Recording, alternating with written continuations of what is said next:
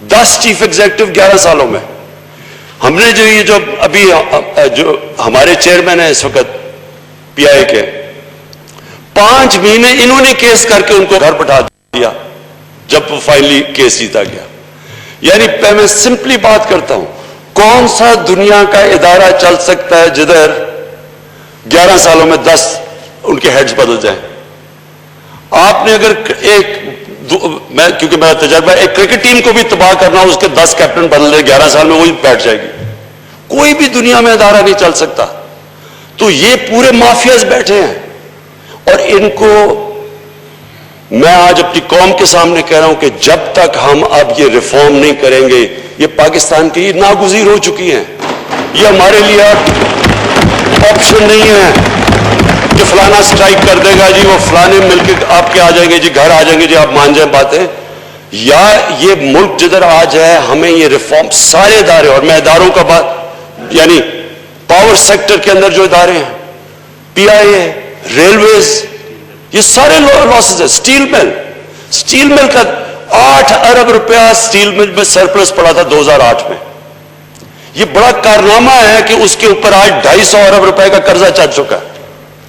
پچھلے ہم جب سے بند پڑی ہے سٹیل مل, جو کہ نون لیگ کے دور میں تھی, ہم نے 34 ارب صرف بند سٹیل مل میں سیلریز میں دے چکے ہیں. 9,000 لوگوں کو ایک بند مل میں رکھنے کے لیے 34 ارب روپیہ. ایک وہ قوم جس کے پاس پہلے قرضوں پہ ہم گزارا کر رہے ہیں, پہلے سود دے رہے ہیں. سود یہ کہ یہ پھر سے میں ریپیٹ کرتا ہوں, ہمیں جب گورنمنٹ ملی تو پہلے سال جتنا ہم نے ٹیکس اکٹھا کیا 4,000 ارب, 2,000 ارب اس میں سے سود دینا پڑا جو پچھلی گورنمنٹ نے قرضے لیے ہوئے تھے. تو مقروض ملک کے اندر آپ یہ سوچیں کہ ہم یہ اربوں روپیہ دے رہے ہیں بند مل پہ, اور پھر وہی کھڑے وہ جنہوں نے اس مل کا, جس پیپلز پارٹی کے دور میں اس کا 8 ارب سرپلس سے جو اس کا دیوالیہ نکلا تھا, وہ آگے سے کہہ رہے جی مزدوروں کو نہیں اٹھا رہا, کیونکہ انہوں نے اندر گھسائے ہوئے ہیں. پولیٹیکل بھرتیاں کر کے ان کو تباہ کیا, پی آئی کو تباہ کیا, اس کو کیا, پاور سیکٹر کو کیا. اب یا تو ہم ریفارم ہو, یا میں آج ساری اپنی قوم کے سامنے کہہ رہا ہوں کہ جب تک ہم ان اداروں کو ٹھیک نہیں کرتے, اور ان کے اندر جو مافیاز بیٹھے ہوئے ان کو ٹیک آن نہیں کرتے, ہم بجائے بیسٹ آف ٹائمز اگر ہم نے ٹھیک کر دیا تو یہ ہمارے بہترین ٹائم آ جائے گا, آگے اچھا وقت ہے. اگر نہیں کرتے, اب یہ کون کرے گا, یہ اور ہمیں نیچے لے جائے گا. کہنے کا مقصد یہ کہ جیسے ہم چل رہے تھے ویسے اب آگے نہیں چل سکتے. یا ہم ریفارم کریں گے, اور یا پھر ہم ایک برے وقت کا سامنا کریں گے. میں بھولنا نہیں چاہتا, کیونکہ لاسٹ ٹائم میرے دل میں مینشن کرنا چاہتا تھا اس چیز کو.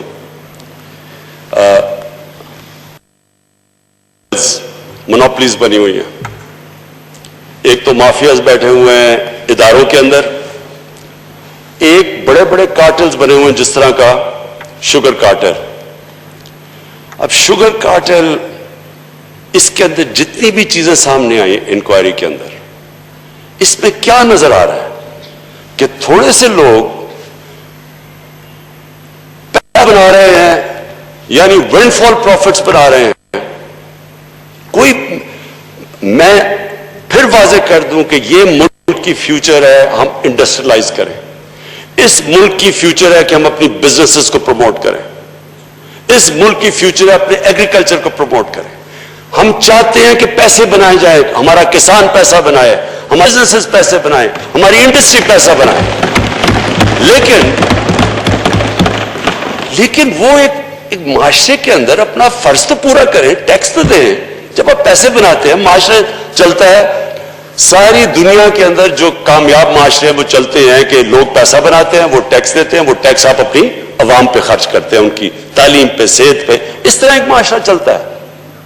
جو مدینہ کی ریاست کی میں بات کرتا تھا, اس سرکار مدینہ پہلی دفعہ دنیا کی تاریخ میں انہوں نے جو زکوٰۃ کا سسٹم نکالا, پیسے لوگ سے اکٹھا کرتے تھے اور نچلے لوگوں کے اوپر خرچ کرتے تھے.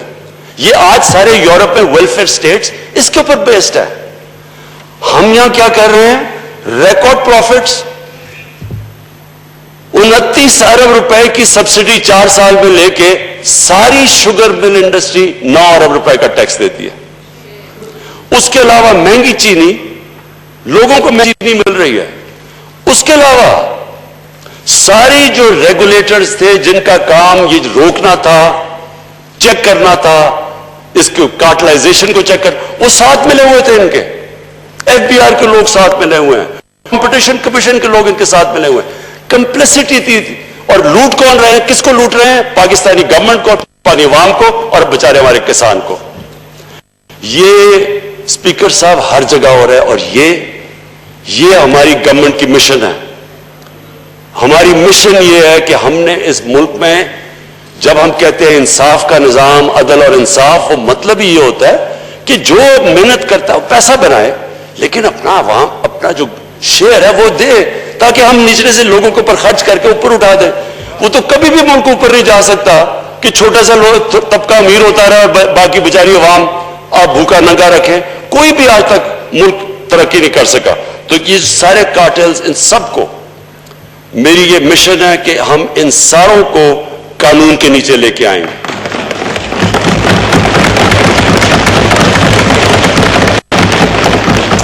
ये सारे जितने भी बड़े बड़े मोनोपोलीज, कार्टेल्स, माफियाज, ये कभी भी नहीं चल सकते थे जब तक इनको गवर्नमेंट्स इनको पेट्रोनाइज ना करती, हुकूमतें इनको पेट्रोनाइज करती थी। ये जो शुगर मिल माफिया, ये जो सारी शुगर माफिया है, कौन इसमें बैठे हुए ऊपर? मैं भी सोचूं कि आसिफ ज़रदारी की भी शुगर मिल्स हैं, नवाज शरीफ की भी शुगर मिल है। भाई आपकी शुगर मिल्स हैं क्यों? जब आप गौर से जब पता चलता है तो क्यों शुगर मिल है? ब्लैक का पैसा व्हाइट करने के लिए शुगर मिल्स बनी हुई। तो ये एक जगह नहीं है स्पीकर साहब, ये हर जगह है। हम आहिस्ता आहिस्ता पहुंच रहे हैं। हमने ये जो इंक्वायरीज की हैं, ये हम हर जगह इंक्वायरीज करेंगे। हमने हर जगह ये जो लोग इस मुल्क को एक्सप्लॉइट करते हैं, इनके पीछे जाएंगे। और जो मैं अपनी कौम से मैं जो वादा करके आया था, मेरी कौम से ये वादा था कि हमने अपने जो हमारी विजन है वो मदीना की रियासत है। मैं एक्सप्लेन करता हूं। यहां एक्टिंग ऑपोजिशन लीडर ने तंज किया, उससे मुझे बाकी चीजें तो मैं माइंड नहीं करता इनकी, क्योंकि वो बड़ी अच्छी वो सेइंग है कि it's not what is said, who says it. क्या जो ये लोग हैं इनकी तो मुझे बातों का इसलिए फर्क नहीं पड़ता, क्योंकि मुझे तो इनका सारा अगला पिछला पता है। लेकिन वो एक मेरी बड़ी अच्छी थियरी है इस तरह के लोगों के लिए, माइंड ओवर मैटर। क्योंकि मैं माइंड नहीं करता ये, क्योंकि ये मैटर नहीं करता है, इसलिए मुझे इसकी फिक्र नहीं है। लेकिन इसने जो तंज किया, बड़ा आशिक रसूल बन गया। देखें, यही आदमी, ये फॉरेन मिनिस्टर, ये जाते हैं वॉशिंगटन, वहां एशिया सोसाइटी को वो इंटरव्यू कर रहे हैं। वो एशिया सोसाइटी वाला इनसे पूछता है कि आप में पीएमएलएन में और पीटीआई में फर्क क्या है? बड़े अपना सूट शूट पहन के बता के कि हम लिबरल हैं और ये दीनी जमात के साथ हैं, यानी हम पीटीआई दीनी जमातों के साथ है और ये लिबरल है। ये लिबरल हैं, लेकिन सिर्फ एक तरह, ये लिबरली करप्ट है। मुझे स्पीकर साहब, मैं क्योंकि मैं मगरबी कल्चर को इन सबसे बेहतर जानता हूं, मेरा क्रिकेट की वजह से टाइम गुजरा है। मैं आज आपको इस असेंबली के फ्लोर पे कहना चाहता हूं, जितना नुकसान इस मुल्क की लीडरशिप ने पाकिस्तान को पहुंचाया है, हमारे इमेज को कोई दुश्मन नहीं पहुंचा सकता था। ये क्या करते हैं, मैं तब से सुन रहा हूं, ये 1988 से मैं ये सुन रहा हूं, जो जाता है मगरब में वो क्या कहता है, जनाब मुझे बचा लो, امریکنوں کو کہتا ہے کہ مجھے بچا لو، میں آپ کی طرح لبرل اور ماڈریٹ ہوں، باقی یہ سارے یہ ملک میں انتہا پسند ہیں، اگر مجھے نہ بچائے انتہا پسند پاکستان کو ٹیک اوور کر لیں گے. یہ کانسٹنٹلی آپ کوئی اسٹیٹمنٹ ان کو اٹھا کے دیکھیں، یہ سارے وہاں جا کے لبرل بن جاتے ہیں، ماڈریٹ بن جاتے ہیں، کیونکہ ان کا ایمان نہیں ہے. میں جتنی آپ ایک ایک میری اسٹیٹمنٹ اٹھا کے دیکھ لیں، واشنگٹن میں، میں، نیو یارک میں، یونائٹڈ نیشنز جنرل اسمبلی میں نے ہر جگہ کہا کہ میری ویژن ہے پاکستان کو ایک مدینہ کی ریاست کے اصولوں پہ کھڑا کرنا.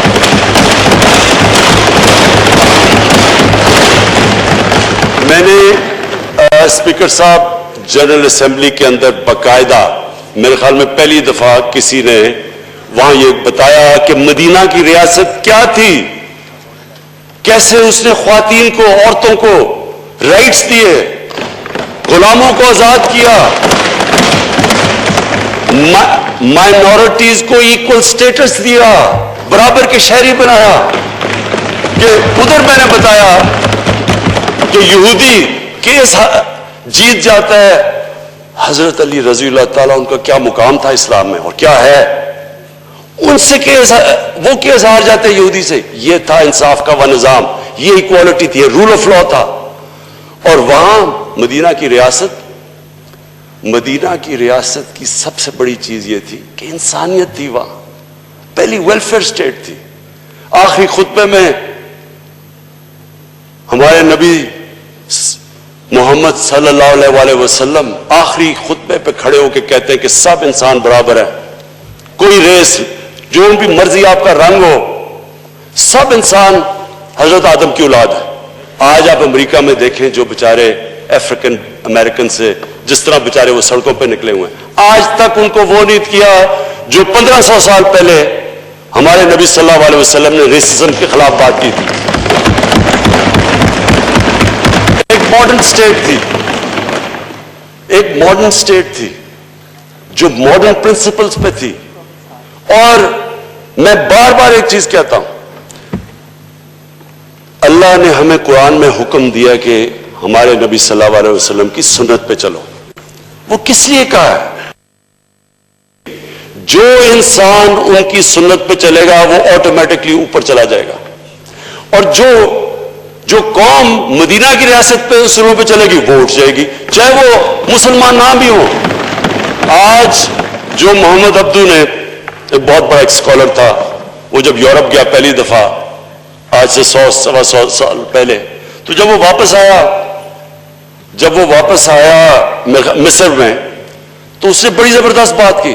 اس نے کہا میں یورپ گیا، وہاں مسلمان نہیں نظر آئے لیکن بڑا اسلام نظر آیا. اور واپس آ کے کہتا مصر میں کہ یہاں مسلمان تو بہت ہے، مجھے بڑا کم اسلام نظر آ رہا ہے.